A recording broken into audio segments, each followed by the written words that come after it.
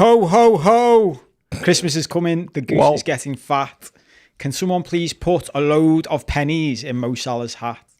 Welcome to a festive episode 99. 99, can you believe it? Of the Late Challenge podcast with me, Paul Cope, and him, Gareth Roberts. Robbo wouldn't wear a Santa hat. Can you believe that? Let us know in the comments if you're surprised. I reckon they could believe it. Yeah, but it's funny that, isn't it, that I'm surprised? Why are you surprised? Because I thought you'd wear a Santa. I don't know. No. As I was saying, I thought the child in you would like to wear a Santa hat. Nah, they asked me to wear. I'm sure I've seen you wear one in the past now. I did the Santa dash, but that's the point then, isn't it? Like if you were asking me to be Father Christmas for something, you couldn't be Father Christmas. Yeah, I would. I'd be boss. No, you know, I thought you'd wear a hat. I don't think you would. You're too grumpy to actually be Father Christmas. I can be bad Santa. You could be bad Santa. Yeah, that's what I thought. Yeah, that's what I thought you'd be into. Yeah. Anyway, let us know in the comments if you're surprised whether Robbo won't wear one. But we're celebrating the Mighty Reds being top of the league at Christmas again, which there's mixed news in that. We'll come on to that later. We're going to thank the Blues for giving us another early Christmas present and generally revel in how great we are. We'll be chatting about Big Arne, Big Ange, our basket case rivals down the M62, which as I put that in, I thought, it's funny that the way we referenced that. We reference the East Lancs Road and the M62 in this part of the world, don't we? Yeah. And we've got international fans. I know. Who'd be like, what are they talking about? We reference roads. Or the Manchester Ship Canal. Yeah. I mean, which is a sort of... The M62 is a motorway that links Manchester and Liverpool. For those who don't know. You know the way this stuff goes by now. There'll be loads of other random stuff across this in the Patreon shows. There'll be some Christmassy stuff later on. But we're going to start with the Mighty Reds, who absolutely battered Spurs 6-3 at the weekend. Yesterday, it was boss, wasn't it? It was really good, mate, yeah. I was only looking at the XG. The XG was 1.27 for them, 5.63 for us. Like, I've never seen something like that before. There was 9 big chances for Liverpool away from home. And look, when you dominate a side so much, or when you create so many chances, like, I've come away from matches before and you've said, haven't you, should have been 10-0 there or whatever. It really should have been double figures, and it should have been, it should have been double figures. I was about to change the statement. I'm not going to change the statement. I watched the game back and it's like, obviously we score 6, but then there's so other opportunity. Like Diaz tries to chip the keeper, given his ability, should chip the keeper. There's a number of scrambles in the box that could have easily resulted in goals. Szoboszlai was absolutely brilliant, goes round the keeper and then puts it in the side net, and there's another one. Do you know what I mean? And that's just off the top of my head. And it was utterly dominant, and I get why. There's some cry arson and there's some stuff from Arne Slot about, we switched off a little bit and let them in. But were they ever truly in again? I mean, they got the backs up a little bit. They got it to 5-3. Alisson, I suppose, does make a save at 5-3 as well, which could have made it 5-4. But, could have, would have, should have. It was 6-3. And I feel as though we could have stepped it up again, so if we really wanted to, do you know what I mean? They did dial it down a bit, which I think is kind of inevitable, especially when you're 5-1 up away from home and you're creating as many chances as we were. Just psychologically, you're going to be like, there's loads of games, there's loads of competitions, this is done, and, you're just going to tear it off a little bit, aren't you? And Spurs are mad, aren't they? I mean, fair play to Spurs, in a way, in that, as much as I don't really sort of agree with Postecoglou's approach and his spiky press conferences and his defence of his approach, because, lads, just sometimes in games you definitely need to shut games down, and that's not mad if someone asked you that question. But for all that, they showed spirit, didn't they? It would have been easy for them to just completely lie down and go, it's done.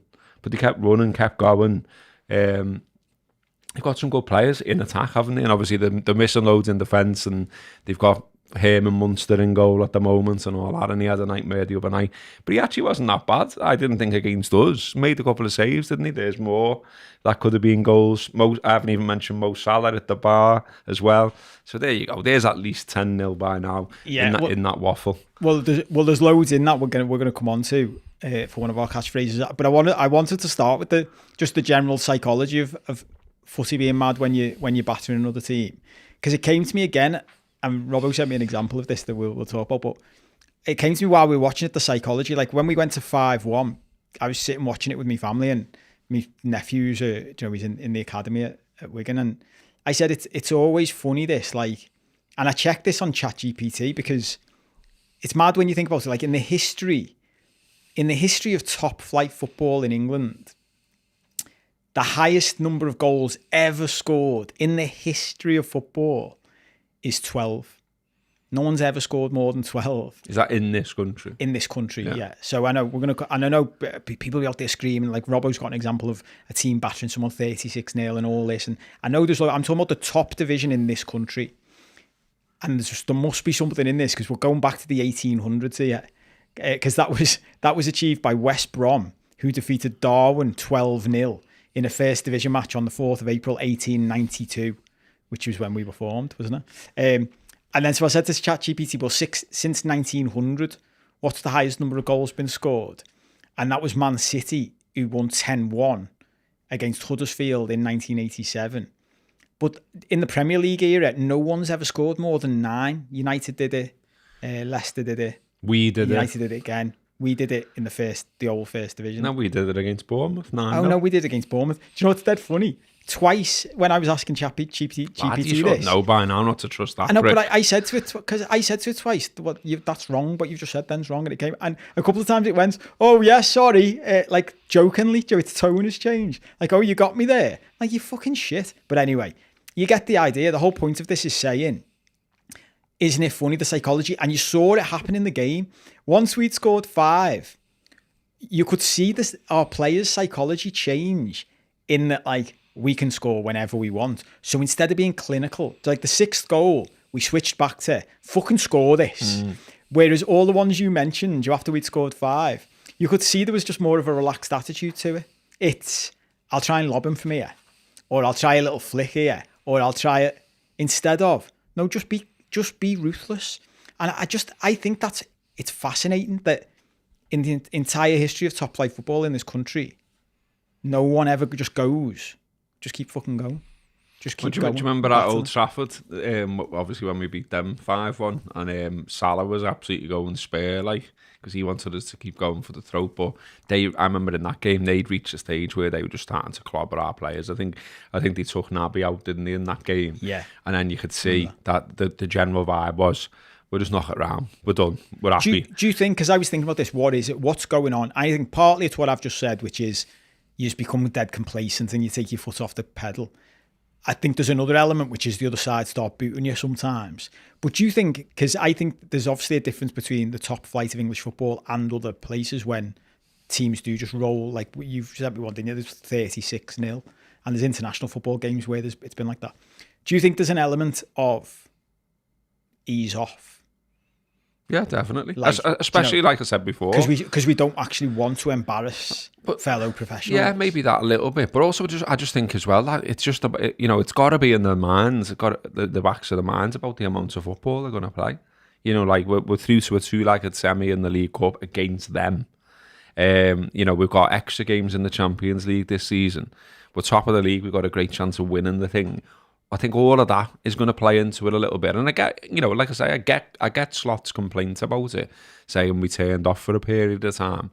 And I think we did. You could see it like that. We weren't as snappy in the tackle. We weren't closing them down as much. We weren't getting as close to them. We weren't stopping the crosses. And even like Solanke's one.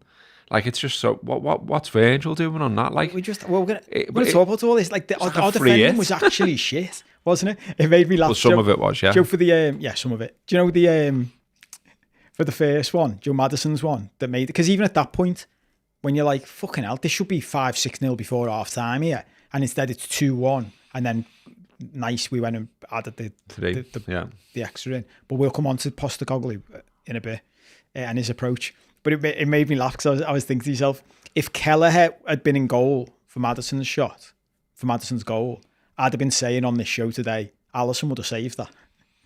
Do you know what I mean? And I'm watching Alisson standing, watching it go in, thinking, lad, not interested in diving for that one. He was unsighted, wasn't he? No, I know, but do you get me point? Like, what I'm doing is criticising myself for the times I've criticised Kelleher in the past few months, where you're like, no, Alisson wouldn't have saved that. Like sometimes you're just unsighted or you're off balance or whatever. And it was a good finish, but again, sloppy. Like there was no need to concede a goal at that point in the game. It was just Ozzy playing out. We were playing out from the back, weren't we? And McAllister, Trent plays it to McAllister. McAllister obviously doesn't realise he's got a player right on him. Trent can surely see that though. You know what I mean? Like whatever way you do, it's a collective, little mind, mind fuck or whatever you want to call it. And it was dozy. It was dozy. All their goals were really, you know what I mean? None of them. Kulusevski's was a good finish, wasn't it? But again, like, he's good him. Yeah, he is good him. Won't mind seeing him for the Reds, but he probably doesn't fit FSG's transfer profile. How old? He must be in his late 20s. I think is he 27 maybe? But yeah, he is good him. I like him. I've seen him in interviews as well, and this shouldn't really matter, should it? But I always think it does. I think it does. It's like the you sound. Yeah, you sound. Yes, he seems sound. Yeah. Okay, great. He does, yeah. And look, he was one, wasn't he? Where, like I was just saying before, he kept going and he kept going. And he's the 5-1 down, and he's still picking up the ball, running at defenders, trying to make things happen. You're like, fair play. Did you see Salah's interview? We'll jump around as we usually do, but talking about Spurs as well. Did you see Salah's interview after the game on Sky? Because I thought he looked knackered at the end of the game, and he looked knackered in his post-match interview. And the interviewer said to him, like, "Is it a tough game?" And he's like, "Yeah." Like they don't stop. Like the intensity. No, you could see that, yeah. The intensity is ridiculous. Like it's really hard. And I did have some, because I watched Spurs against United midweek. Did you watch it? Like the other one. And it was funny that people were saying, Neville said it in commentary, should we just put Spurs on every Sunday at 4:30 now? Because Carragher said they're the most entertaining team to watch if you want to watch a game of footy. Yeah. And it was a while since. Did you see it? Did you answer that then? Oh no, he's 24. So he just looks old. Oh, there you go. Yeah, maybe then. Or have you seen Postecoglou's post-match interview from the United game? Are you not entertained? Did you see what Sky did? The little eyelashes where they put, when they make up like, like when it's like half time or full time and it goes to the advert, and they put like a little thing up, don't they? Like I can remember Everton getting battered at Christmas or something, and it said like sticky toffee pudding or whatever, and then it goes to the break. They did Arnie not entertained or something like that. At half time in our game? At the end, because we battered them. But yeah, I did see all that. But do you know what? Firstly, it was nice to see him with a smile on his face again and a glint in his eye. And I just liked the way he fronted it. It was gone again by yesterday. No, but I just liked the way he said to the fella, look, you can keep going on about this. I'm a footy fan. And I think footy is about entertainment and scoring goals. And if you don't like that, sound. Everybody, and this is the bit where I had sympathy for him, because we remember what this was like the other year. When we had 4 centre-backs out injured and nobody was ever going, Liverpool have got all 4 of their centre-backs injured. That makes a big difference. Like they're playing Nat Phillips and Reece Williams centre-back. That makes a difference. Forget your style of play. You're playing with 2 lads who aren't good enough. So you could play any style of play. They're not good enough. And he just keeps saying, we've got 10 players injured. Like, I saw him in one of his post-match interviews saying to someone, I'm sick of answering this question. Like, if you don't think, basically, having me goalie, me first 2 choice centre-backs, me left-back, all injured, is going to affect things, what do you want me to do? Yeah, but we've had injury. We've had our goalie out. We've had our centre half out. We've had our fullback out.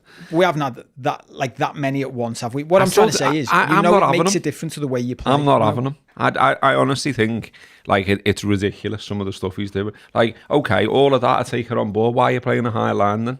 Why are you giving your lads no chance here? Yeah, do you know what I mean? Why in games when you're up are you not then going, give them what's come before and give them what's come before repeatedly? Why are you not going? And when we get to there, we lock up and we take the results. We waste a bit of time. We do all the stuff that we see in other clubs too. That's how we play, mate. It's boring now hearing him say the same thing. He's bored of the questions he's being asked. I'm bored of his answers. Because, mate, you've lost 9 games this season, 8 in the Premier League. You're a similar... Like, people don't like to hear this, but I always think it's important to put Spurs in their place because I've said this for years. They've got the potential to be a big club. And they'll argue they already are, but what I mean by it is they've got potential to win things and be right up there. They've got the money. They've got the stadium. They're in London. In terms of being like, one of the richest clubs in the world, they're not far off us. And so, this plucky underdog playing nice football in 4-3, 6-3, whatever, isn't it entertaining? Bollocks, mate. You're there to get them up the league. You're there to get results. You're there to win cups. You've made this statement about you're always winning your second season. I don't get what he's doing. Like, because another thing we've always said, or lots of people have said, is that, the media can kill you as a manager. And so it's not working, mate. Just coming out every week doing that. And, you had even Slot sort of defending him in his press conference, didn't he? And I get that. When he said a bit of it, but he said something like, how can you be too attacking? Yesterday, mate. That's how you can be too attacking. But it's funny, isn't it? Because it's funny watching you get destroyed by our forward line. I'm surprised by your reaction. Funny, surprised twice. Because I think where I'm coming from is the romantic football fan in me, which I think there's a lot of in you. And it's funny that Arne Slot said that. How can you be too attacking? When you're like, well, why aren't you like that then? I know. Because you are a pragmatic manager. You do. You literally change the way you manage throughout a game to win.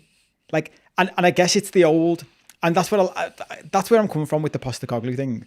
I think the way Postecoglou manages a footy team is the way we all watched and played footy when we were kids. And I'm with you. That is, we can all say that now, right?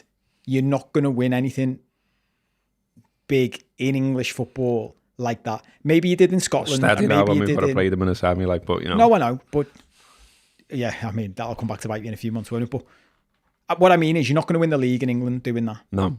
And we've seen over the years how many top managers have realised that.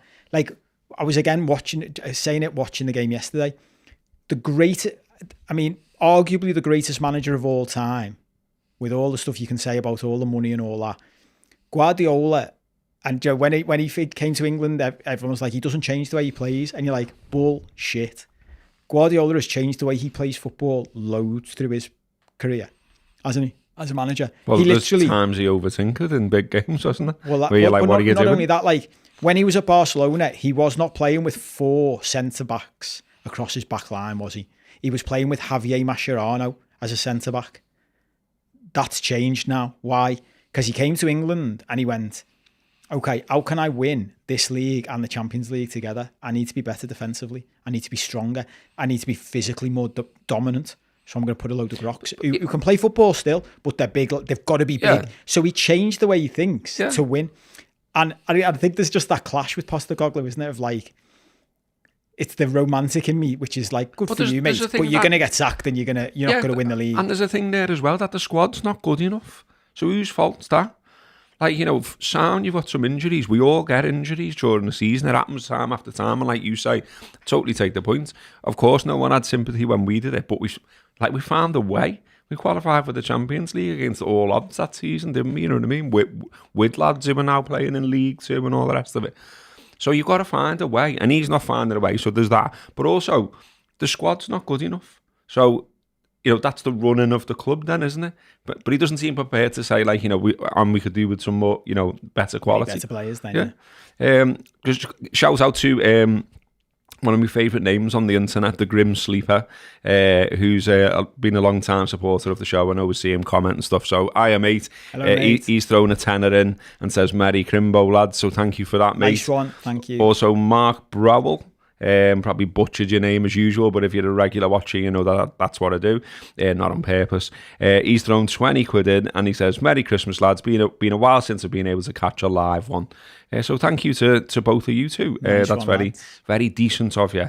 Very decent indeed. Let us know in the comments what you think of the Postecoglou situation, because it is the thing that really made me laugh about our game, because I haven't watched the Man United Spurs game in the Cup. I was laughing to myself thinking, if they've got no players back by Sunday and they play like this, we'll batter them. And we did. But the hilarious thing was, and you could, because Neville was doing the commentary in the Cup game and Carragher was in the studio, and the same again on Sunday. It was hilarious when within 5 minutes the ball went back to Forster. Because I was going to say to you, I think Forster's actually a good goalie, like your old school goalie. Feet, though, isn't he? He's a great shot stop. He's a big lad. And he's fucking awful with his feet. Yeah. And he gave away 2 goals against United. Literally gave them 2 goals. They passed the ball back to him in the within first about couple of 30 minutes. seconds. And the first pass he tried to do Salah was a had a shot. dink over Salah's head. Yeah. And Joe, you're like, that Lads. is fucking mental. That's what I mean. No, That's what I mean. am with you on that. So, like, we can do the thing where we say in the week, like, the manager can't legislate for the goalie giving 2 goals away in the manner he did. Okay, then. In between times, then, can't you all have a bit of a chat and go, right, he's shit with his feet, so don't do that again. Yeah. And then he do it again. And you're just like, that's where I think, that's genuinely where I find it all infuriating. And I'm not a Spurs fan. And I'm glad I'm not. Because if I was watching that week in, week out, I'd be like, lads. Yeah. Do you know what I mean? Wouldn't you? Do you know what's pissed me off lately in the past couple of weeks, though? And it's with City as well. Is all the pundits, Carragher, Scholes, all these top pundits who were top players. And I'm like, I don't think you understand what modern football's like. And who am I to say when I've never played it? And they have played top football, but in a previous era. They keep saying things like, well, they should just ignore what their manager's telling them to do. Oh, and I was seeing all that, yeah. Like City's players should just ignore what Pep Guardiola's telling them to do and go with what they think in the moment. And you're like, and how do you think that would work for you getting in the team next week? If you just went to Guardiola or Postecoglou, like if you were Fraser Forster and went, well, look, mate, every time the ball comes back to me, I'm just going to twat it up.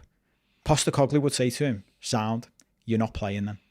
If Jack Grealish just started playing like he did at Villa for City because things aren't going well and just went, well, I'm just going to do what I think's right, Guardiola would say, sound, you're not playing for me then.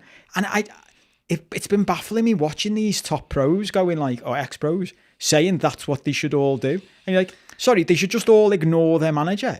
I just don't get that. I get that there's like moments. I think like, you know, there's probably an in-between here, isn't there? Like there's a bit of grey here. So I reckon, yeah, if you're doing it over and over, yeah, the manager's going to pull you and say, what are you doing? This is what we talked about. This is what I've told you to do, blah, blah, blah.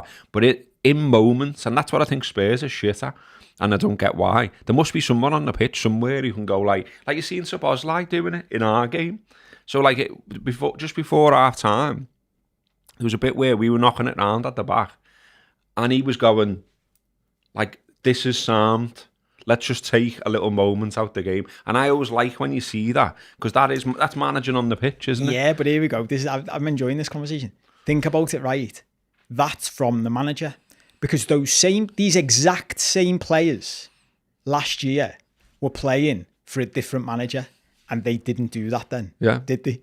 They just kept going all the time. And Slot came in and one of the first things he did, we talked about this, in between giving Klopp loads of praise, the one thing he kept saying, which was a little like not a sly dig, but like a criticism, was they're in too much of a fucking rush all the time.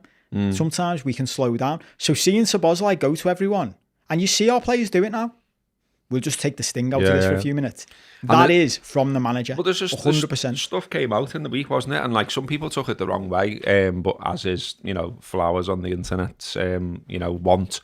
But I didn't. Like there was a piece about Slot in the Athletic, and it was, you know, it was all that sources not named to, you know, blah blah blah. The line that is always in the Athletic. But it was an interesting piece in that it was saying that, you know, people within the club, players, if you like, you know, I'd sort of said like, you know, we could have done with Slot at various times in the past because he probably would have saw us through in various situations.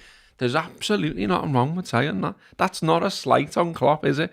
You know, Klopp had his style and his way, and it was successful. And we won one league title, and we won one European Cup, and we could and should have won more of both.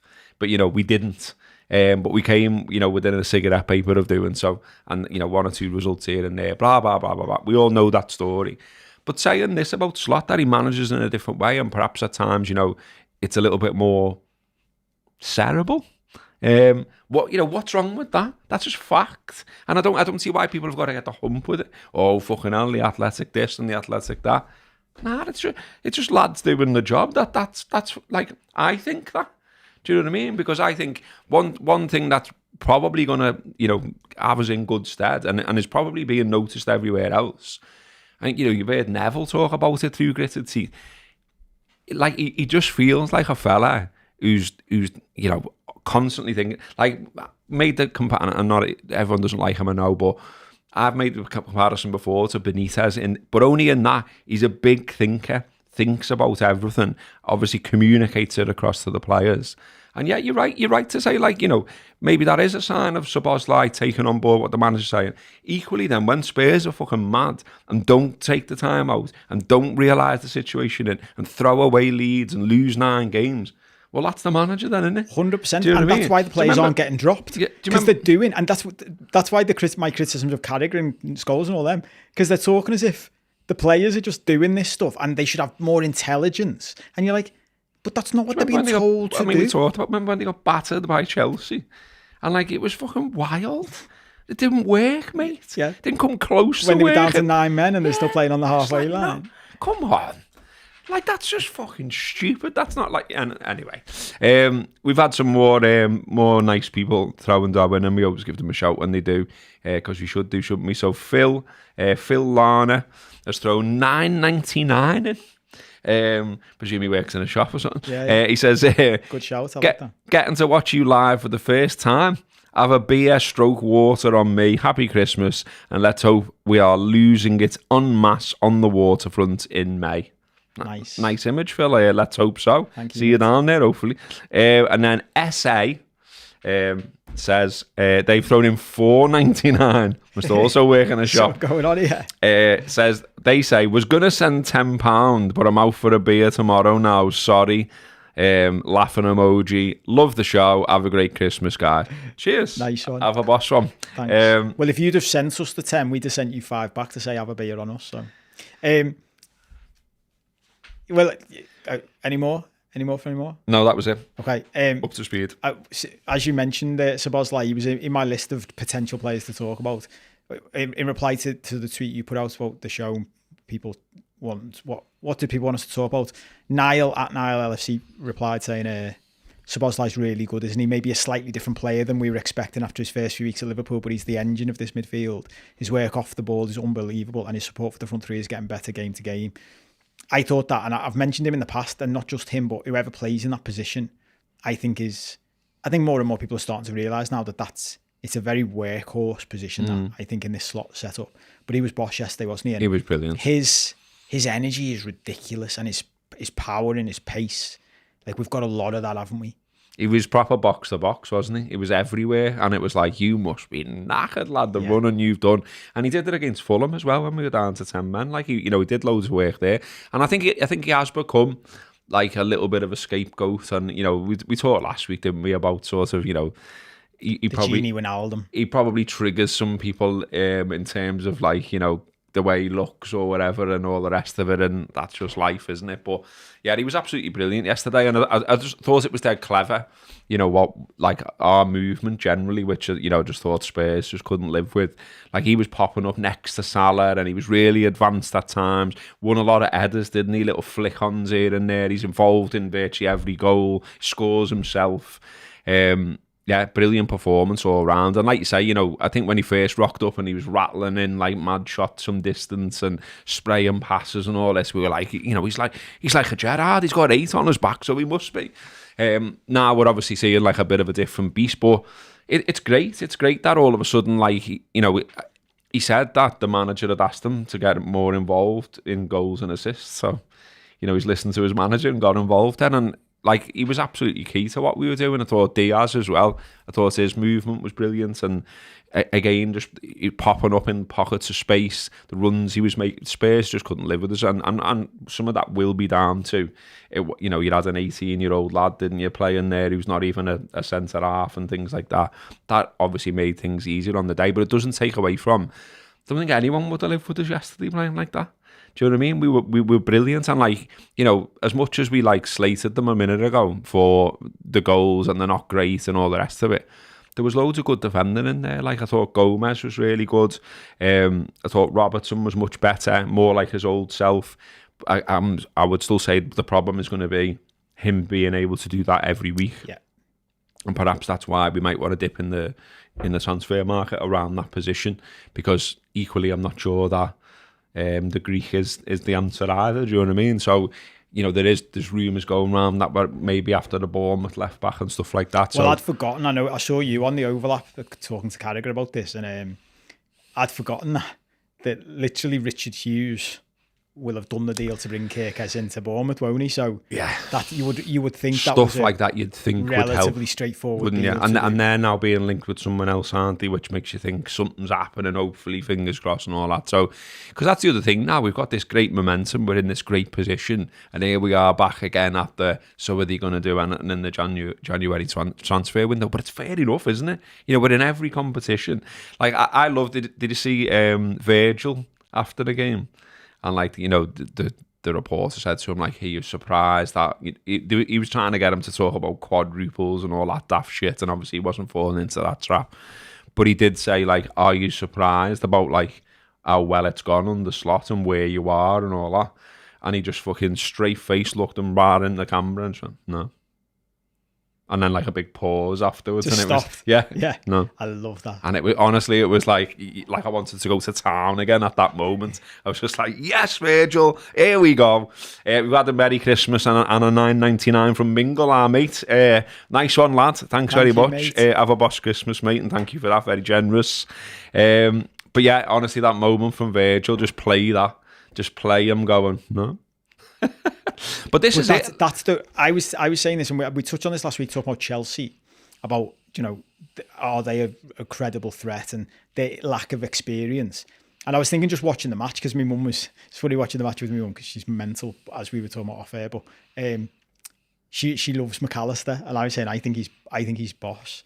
And I know this is not rocket science to say this, but when you think we have still got a number of lads there who have got the experience of winning the league, real top pros who've won the league, been there, done World it, Cup. know how to do it.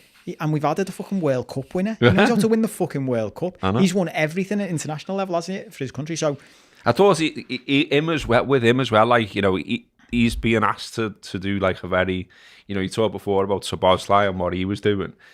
McAllister as well is like having to play like a quite a conservative role, isn't he? Because let's remember, like, when he came to this country, he wasn't a defensive midfielder, was he? No. Do you know what I mean? And obviously he was there for ages for us.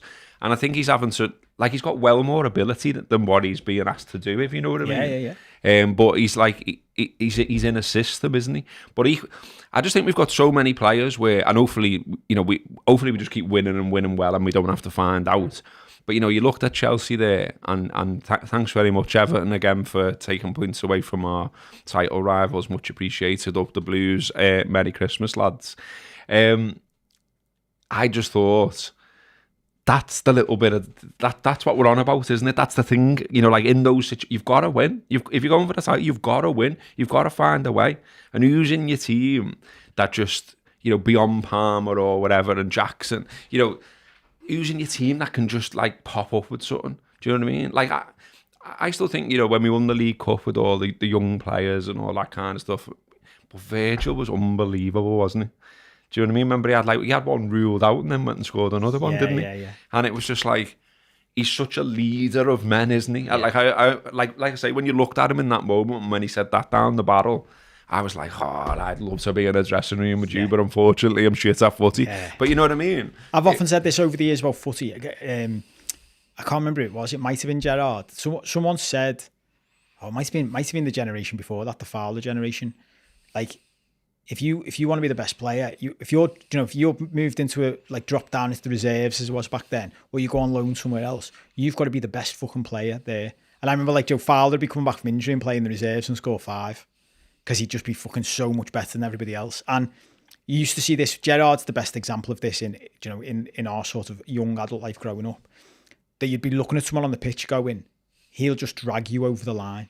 He's just that good that he will do that. And that's what Salah's obviously like. But that's think of the players we've got who are like that. You've literally got a goalie who will make saves that come from nowhere. He nearly got an assist. Scored. Well, he fucking scored the other year, didn't he? To get us in the but he nearly got an assist yesterday. Yeah. Do you know what I mean? And then the number of those players, and as you say, like, you've added the likes of McAllister to the ranks, who is capable of a massive goal in a massive moment. It's phenomenal. I wanted to talk about Slot, because we are going to fast run out of time here if we don't get through stuff. I forgot to throw this in before. There was an Opta Joe stat. Under Ange Postecoglou, Premier League matches have seen an average of 3.6 goals scored per game, Among those to take charge of 50 plus games in the competition, this is the highest goals per game rate for any manager. Frenzy.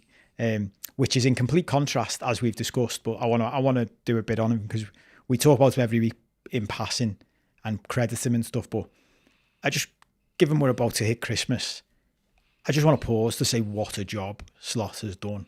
Like when everyone a bit nervous, I was thinking about when we talked about that first interview we did with LFC today, and the more I think of that, the more I think, and we said this at the time, fucking threw him under the bus there with that question. Like, give him a fucking heads up, you're going to ask it. Said that at the time, but since then, I saw someone saying the other day, like, his all-round performance, the way he handles the media, just the right level of humour, the right level of humility, doesn't take any shit, his tactics, his record. So of his first 16 league games in this country, he's won 12, drawn 3 and lost 1. One of the draws was obviously we're down to 10 men. He's won every Champions League game, top of that league. He's in the semi-final of his first cup competition with a great chance to get to the final, and has got 1 loss in 25 games across all competitions. 20 games unbeaten within a single season for the first time since March 1996.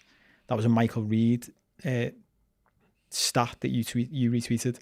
It's only the 3rd time in the club's history that we've reached Christmas Day unbeaten away from home, which we're not, hardly anyone's talking about that, our away record. And that was what did for us last and year. I've said before, Joe, the other 2 times we've done it were my favourite Liverpool team, the 1893-94 one, and the 1987-88 side. Just phenomenal. And Neville said in commentary, it's one of the most impressive starts from a manager in Premier League history. And isn't it a good job that Spurs didn't get him? Because they tried to get him, and they tried to get Diaz. Yeah, but I saw someone say that the weekend. You could tell by the way he spoke about them. He likes them. But he turned them down. Yeah. He was waiting for a bigger club, which shows as well his ambition. Because he's looked at them and gone, nah, I can't win what I want to win there, but I can at Liverpool. We're going to talk about Salah again, as we always do, but because you can't ignore him. But again, the stats just keep rolling off for Arne Slot. He said himself weeks ago, didn't he? If you can come up with something as a manager of this club that's not been done before, you're doing well. Yeah. Look at all the stats I've just been rolling off. Another one, Arne Slot is unbeaten against the Premier League's big 6 so far this season. We've beaten Man United, City, Chelsea and Spurs, and we drew with Arsenal. It's like, fucking hell. Could you have asked for a better start? No. I mean, obviously, weekly shout for the Forest game, but, you're cheerless, really, like, aren't you, to bring that up, given everything else we that's said going at on. the time, and I think it happened, he learnt from it. Yeah. Because it was post-international break, wasn't it? We lashed McAllister in, and you can see he's just gone since then. There's just certain things we need to do. Post-international break, certain things we have to do. When we're playing teams like that, there's certain things we have to do. Learned, and we've benefited off the back of it. Well, I mean, even yesterday you saw it, didn't you? Like, there's like this, like, he seems sound, doesn't he? But equally, I just get the sense that there's an absolute ruthless fella in there as well. And like, we're scoring goals for fun. And we know that the players, despite all that shite line that they all say in media interviews, oh yeah, I beat 10 men and I put it in the top bin from 30 yards. But the main thing is the team and the team won. Fuck off. You love scoring a great goal. You love personal records. You love personal accolades. And we're all not daft enough to think otherwise. Do you know what I mean? So you had Diaz and Salah on hat-tricks, and he's like, I'm not arsed, I'm taking yous off. And like, Salah looked human, didn't he? Yeah. Because he will be, because that's his character. I'm not bothered about upsetting him. I'm bothered about getting this sorted. To win a fucking tournament. And we need Nunes to chip in. We need him to feel like he's wanted, needed, can come on and do something. So he's coming on. And we need you to have your legs fresh for the end of the season when we're trying to win. So I'm not arsed. Yeah. I'm just not arsed. And he's been doing that all season, hasn't he? The one where he had a little nip round to the back row during the game and like just had a word with Trent. I was just about to say, did we ever talk about that on here? Yeah. And like, I don't know how many people know about that or just like, nah, what are you doing? Nah. And my sister saw that because she sits behind the dugout. Like, so if you don't know about this, when he subbed Trent earlier in the season, Trent had a cob on and had his feet up, and Slot turned around and said to him, get your feet down, like, be professional. And as he turned around, so Trent did it, and then as Slot turned around, he put his feet back up. So during the game, Slot went and sat next to him, put his arm around him, and had a chat in his ear. which was appeared to be on the lines of, fucking book your ideas up, your vice captain, professionalism, please. And it fucking sorted them out. It's like, no shit. We're not taking any fucking shit. That's what I mean. And you can see it, can't you? Yeah, and it's great. And look, you know, I would still say, to defend, you know, past me, if you like, that we just didn't know enough about the fella, and did anyone? Do you know what I mean? Obviously, Liverpool did the due diligence and all the rest of it, but for us, you know, reading a few things on the internet or whatever, like, do you know what I mean? Like, we're not going to know, are we? And I think it was fair enough to say, shit, like, this is some job he's got to take on here, you know, following in the footsteps of a man that some people compare to Shankly, you know what I mean? And yeah, he's just rocked up and just been like, yeah, sound, we've got a great squad, we're going to do this, and this, bang, and there we are. Even the way he's handled that, though, has been masterful, hasn't it? He has given Klopp loads of credit. Even that we talked about before, he gave him loads of credit at the same time as changing some things to make us better, but without criticising the old manager. So you compare that, we've talked in the past of, like, when Clough went to Leeds and basically just went in because an arrogant twat and tried to rip everything apart. Yeah. The number of times someone comes in with an ego and they try and impose their own way of doing things, whatever, and he's just gone, no, do you know what? He was fucking boss, so let's credit that, because we need to do that. Everything's sound. He's created a great basis for us to build off. We're going to build off it. We're going to maintain what we've already got, and we're going to add to it. The way he's handled all of that is just masterful. Yeah, it's brilliant. And look, he's obviously got the players on board, hasn't he? If things are coming out under the shroud of anonymity, where, you know, people are saying, like, he's great, and if he'd been here in the past, he might have done X, Y, and Z. Like, I don't see that as a negative. That's like, they think this fella's boss. Yeah. They think this fella's mustard, and they're right behind him. Let's see where we go with that. And even if you think about how he's handled us, the fans, do you know what I mean? I think you get like managers who come in, and they're a little bit intimidated by us and how mad we are and all the rest of it, and the madness that, you know, revolves around the Liverpool badge, if you like. And he's just not arsed. He's like, I'm not doing the Klopp stuff because I'm not Klopp. What, you want me to, like, you know, come over and do fist bumps? Well, he did that, I don't. All you're getting from me is a little clap and I'm walking off, because that's me. And he's just not arsed, is he? You know, like, I'm sure someone somewhere pointed out that he had dodgy slip-ons and he just kept wearing them. Yeah, eventually they went when, you know, we moved into winter, but I reckon he'll just be in the summer. He'll probably be like, I'm getting my slip-ons back on, and I don't care that they're not stylish in Liverpool. I'll do me. Well, it was funny. He gave a really interesting insight into that part of him in a press conference of the week. Just, I didn't see anyone talk about it, but he mentioned something about the Feyenoord fans and said something along the lines of, you know, I purposefully don't, like, you know, basically I don't kiss their arses while I'm there, but I can say now that I'm not there, they were fucking brilliant and they were great and all that. And I thought, that's giving us a little insight there, because you're purposefully not fucking, you know, saying how amazing we are and all that. It's like, no, you're part of it, and I like you and you're good, but you've got to do your bit as well. And you can picture that's what he's like with all the players. Yeah, like, yeah, you're fucking boss, mate, but you've got to pull your weight. You feel as though he'll just be like really fair-minded with everyone, but equally quite stern with everyone, regardless of who you are. Ben Ledson's thrown in $4.99. Everyone must work in the same shop today. Merry Christmas, lads. Love the show. Go grab a pint and whatever the hell Cope drinks, and up the Reds, he says. Someone in the comments said there that the only thing, he's so good, Slot, that the only thing you can have a go at him about is his slip-ons. Indeed. Yeah, it's just been fantastic, hasn't it? And look, long may it continue. I mean, there's some stuff in your agenda about, you know, Christmas and all the rest of it, and being in top slot at Christmas and not counting your chickens because we've been here before. See what I did there? But nevertheless, you'd want to be here, wouldn't you? Do you know what I mean? Well, I was going to say that, so we'll probably end on that. So we'll go and do the last player stuff. Yeah, we'll come back to the. I'll ask you what he wants for Christmas at the end to wrap up, because we've only got about 10 minutes left. We've got to do it. We've got to. I say some of you don't like this. Actually, I don't see that many people. I don't see anyone really complain about it, because I guess we're all on the same page by this point. The weekly Mo Salah's fucking incredible. Did you see what's his name, Pat Sutton, who does all the post-match on Sky? Even he said to Salah in the post-match interview, every time I interview you, I feel like I'm talking about another record. And Salah just laughed. I was like, yeah. Like exactly what you just said about Joe scoring a boss goal and that. If he could have said it out loud, he'd have gone, yeah, I'm fucking boss, aren't I? Yeah. Give me fucking dough. I mean, he's just fucking ridiculous. Could he be doing any more to convince the owners to sign him up? He's now 4th on the all-time list of our top scorers, going past Billy fucking Liddell. Like, real life exploding head emoji. In a lot less games as well. In a lot less games. He's now only 13 goals behind Gordon Hodgson in 3rd place.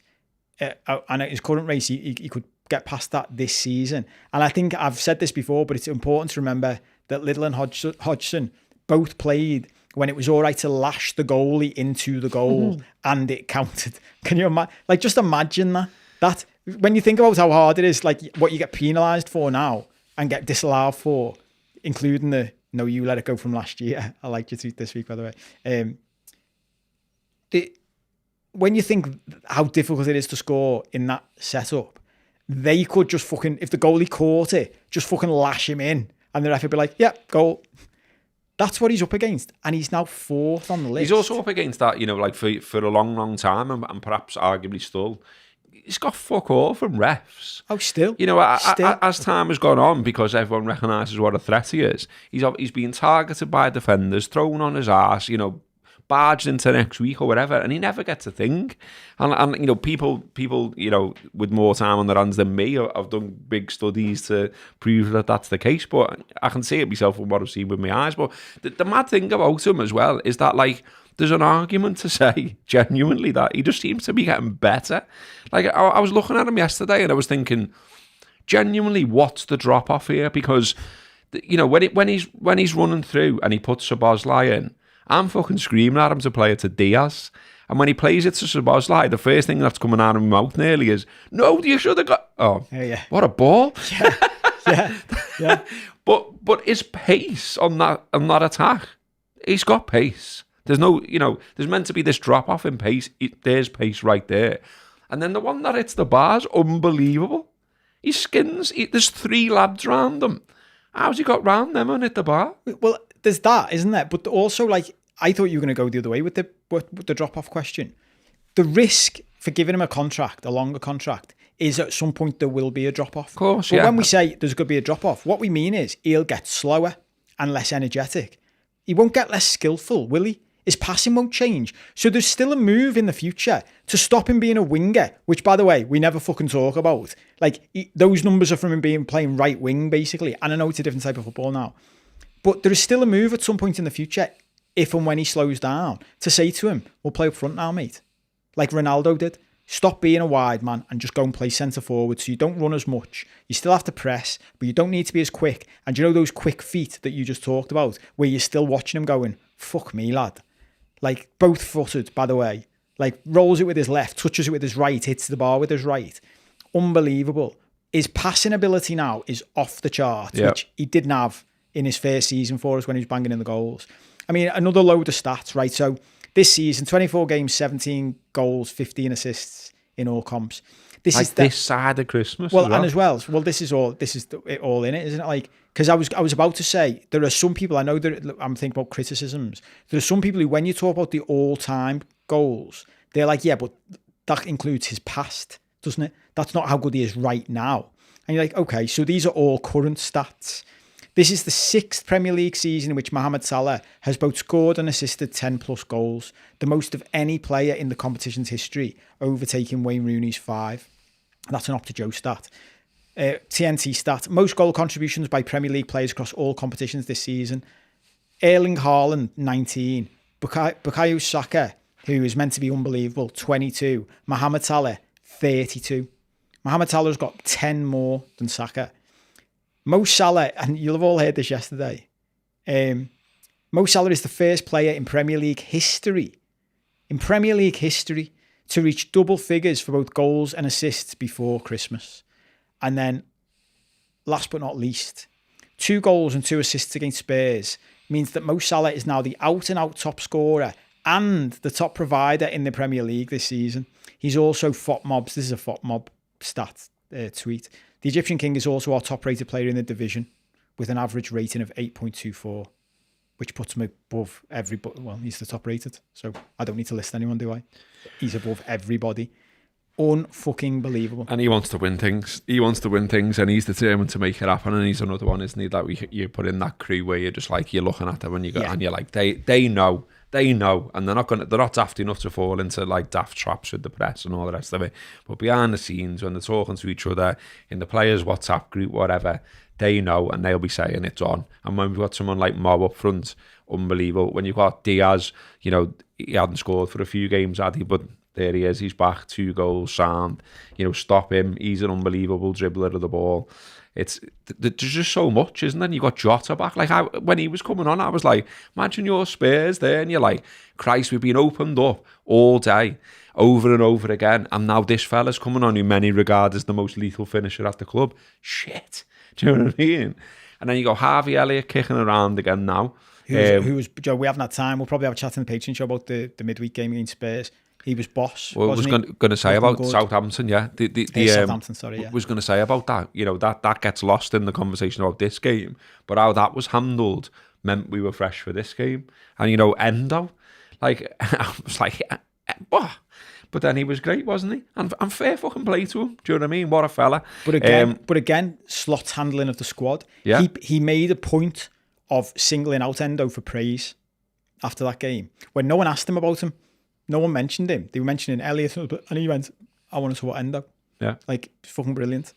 Alan Webb, 9.99. Merry Christmas, Ismas, lads. That was him, not me, not being able to speak. That's what he's put. Merry Christmas, Ismas, lads. Thanks for the boss content this year. You'll never walk alone. Thanks, Adam. Have a boss one, mate. Thank you. Anthony Boylan, £2. Merry Christmas. Let it mow. See what you did there.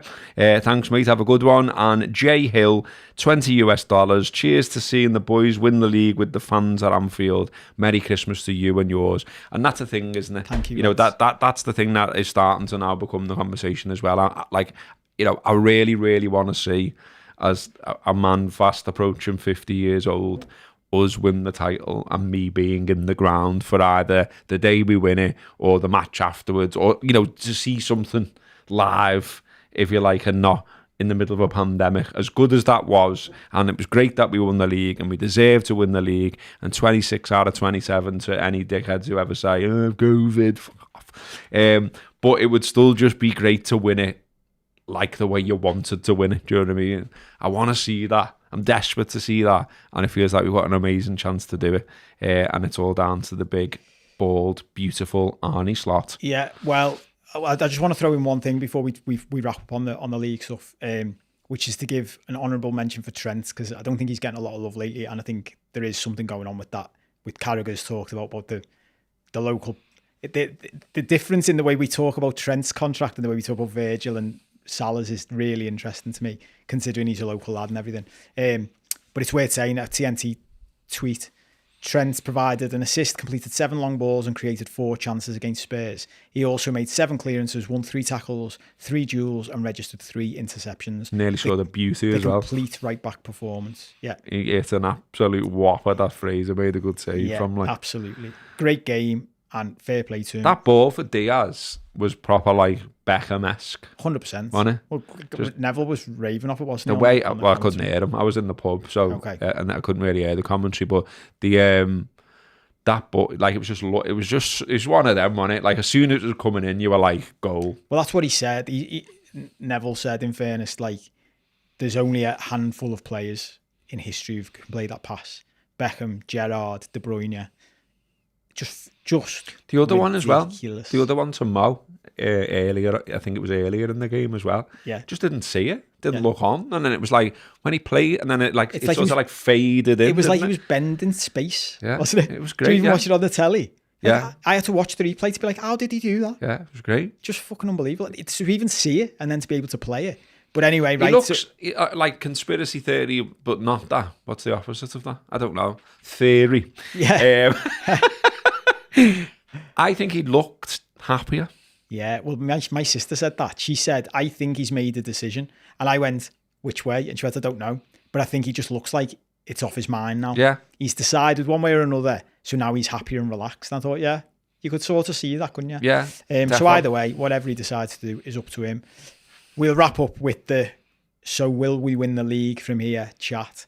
Some of you might have seen this stuff. Robbo sent it to me.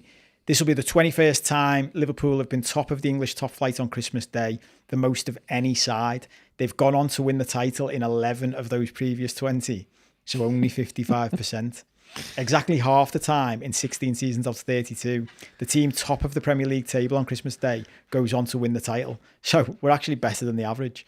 Liverpool's record... I say that and then go on to say this bit. Liverpool's record, though, is much, much worse than that.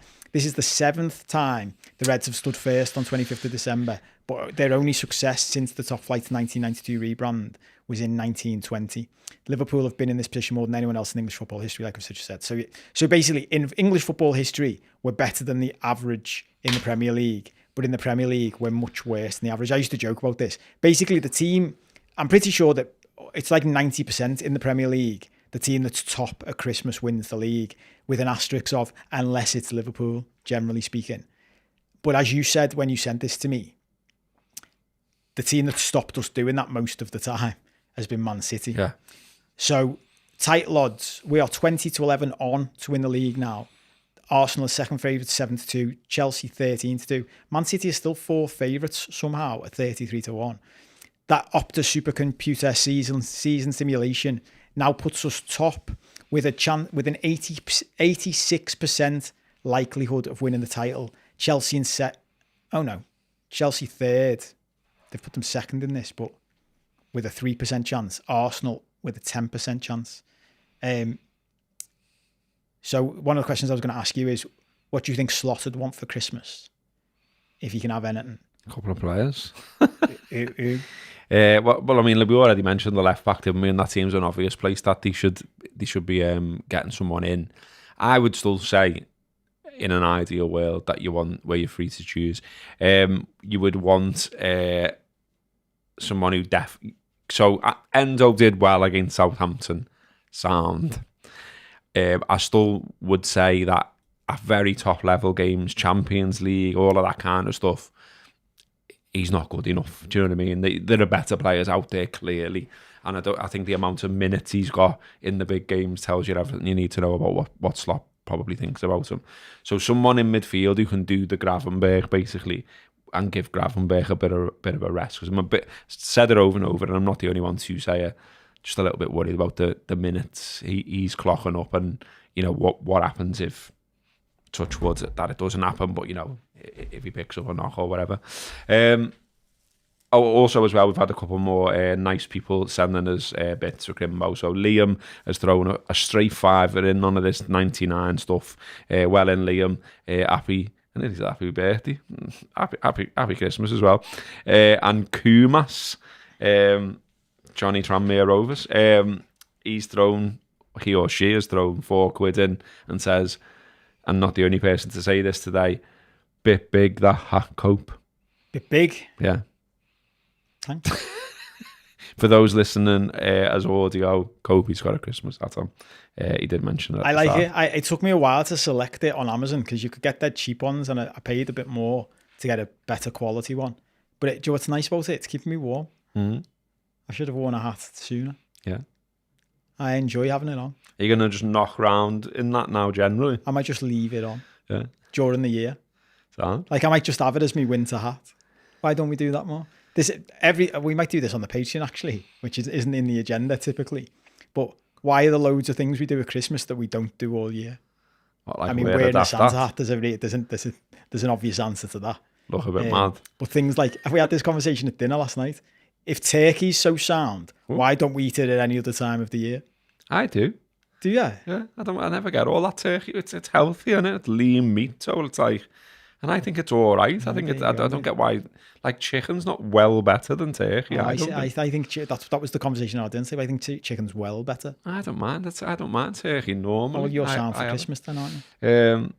Anyway, Suze or Suz has just thrown in nearly $50, $49.99, and says, "Merry Christmas, fellas. Been listening to you, Robbo, since first heard you talking on Rodney Marsh on Sirius FM." Huh? So glad someone listened. Over here really got me homesick. Immediately subbed to the Anfield Wrap and have been listening to you guys ever since. Well, thanks very much. That's very nice. Thank you, I'm glad someone listened to me going toe-to-toe with Rodney Marsh back in the day. Rodney Marsh. Yeah. Oh, and there's another one. Anthony. Hasn't he already put in? Is this a second one? Anyway, well in, if it is. No, different person. £2. Imagine a prime Bobby Firmino in this team. We were talking about that, me and my mates the other day. Just saying exactly that, saying like, I don't want to go into the whole Núñez thing again, but you know, when you had Bobby, we were spoiled by how good Bobby was. And I saw an interview the other day with Curtis where he said best player you've ever played with, Firmino. Really? And someone also sent me the other day, one of my mates sent me this like compilation of Firmino like clips, and honestly, go back and watch it and just remind yourself of what a fella he was. I mean, the ones that just spring to mind, when you've got bad memories like me and you, the fact that he has implanted things in my mind, he's done a good job. I said to someone midweek, we might chat about this on the Patreon if you want to come over. I think if you could have frozen time after the what game did Jota come on and score? Was that last week? As I talk about my memory. What we're on about here, Fulham or something? Yeah. Fulham, yeah. So I reckon if you could have frozen time just after that goal and just quickly interviewed all Liverpool fans, I reckon like 90% would have gone, yeah, that's the end of Núñez. Because in that moment, Núñez has had 10 games or something while Jota's been out, and he's worked really hard and he tries really hard and he contributes loads in a energy sense, but he's nowhere near Bobby Firmino.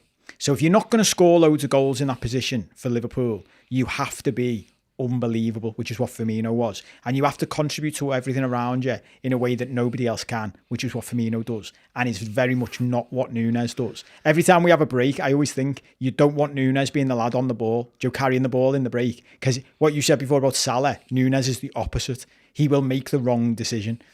We know what about his finishing. He's also not adapting to him either, are he? You know what I mean? Like, look at Szoboszlai, like yesterday, he's obviously worked with him and we saw the fruits of that, didn't we? And it's been the same with Diaz, hasn't it? Like, you know, he's tweet what Diaz is doing and it's working. He's recognised talent and he's gone, we can do this with him, we can have him more central, we can make, you know, exit. With Núñez, it just feels like it's just inevitable he goes and it's just when, not if. Well, and that was my point about the Jota goal. I think in that moment, you're like, yes, see, that's what you want your Liverpool number 9 to be doing. And we did say, you know, I was a big advocate of this last year of, I think there is a top striker in him and maybe the new manager will come in and get that out of him. But I think what you just said is the killer point actually on around everything. He's improved everybody except Núñez. So it's not the manager not being able, there's no way. When you think the detail he's put into Trent's defending, that's made Trent a better defender, the detail he's obviously put into Diaz that made Diaz a better goal scorer, and everyone else around, there's no way they haven't done that work with Núñez, is there? And yet he hasn't got better from a goal scoring perspective. So I just think that's inevitable. But anyway, agree. We're out of time. We're over. That's it. Happy Christmas. For Christmas. Thank you for your support all year. There will be one more show before the year ends. We are here next Monday. If you're around to come and watch us for the 100th show, come over to the Patreon show now and we'll talk, because I need to check in with Robbo to see what the actual plan is for the 100th show. There's going to be something that we're going to do, maybe a Zoom thing. We don't know yet. But join us next week anyway. If you want to come and join us on Patreon, the links are underneath the YouTube show and the podcast, wherever you listen. You can come and do the free trial. You can listen for 7 days for absolutely nothing and see what you think. And if you want to sign up, it's £1 a week, which is a nice little present to give yourself for Christmas. I think it's important to give yourself a present. Look after yourself before you look after everybody else, because if you're not the best version of you, you can't be the best version for everybody else. Thank you for supporting us all year. Hope you have an amazing Christmas. If you're by yourself, take care of yourself. If you're not by yourself, check in on someone who is. For those of you surrounded with friends and family, have a great time. And we'll see you next week. Merry Christmas. All the best.